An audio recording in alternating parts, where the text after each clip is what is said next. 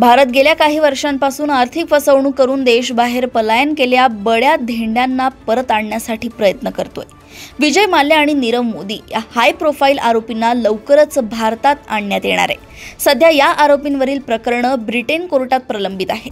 आता त्यासाठीच्या हालचाली तेजीत आहे। ब्रिटनच्या काउंट प्रॉसिक्युशन सर्व्हिसचे एक पथक भारतात आले। त्यांनी तिहार तुरुंगाची पाहणी केली। त्यांनी तिथल्या सोयी सुविधांचा, सुरक्षेचा अंदाज घेतला। या टीमचा हा भारत दौरा महत्त्वपूर्ण मानण्यात येतोय। सीपीएस टीमने तुरुंगातील सोयी सुविधांची बारकाईने पाहणी केली आहे।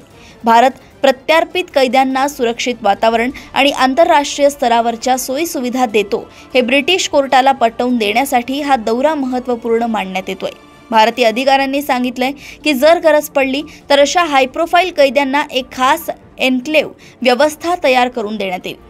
आपल्याला भारताकडे सोपवण्यात येऊ नये अशी विनंती विजय माल्या आणि नीरव मोदी यांनी ब्रिटिश न्यायालयाकडे केली होती।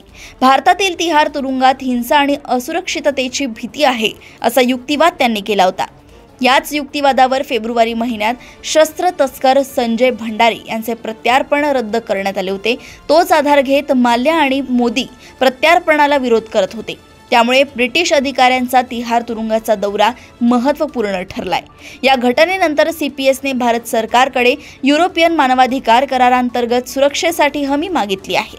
भारताने त्यावर प्रत्यार्पित आरोपींना देशातील तुरुंगात कोणत्याही प्रकारचा त्रास अथवा त्यांच्या सुरक्षेला धोका नसेल असे आश्वासन दिले।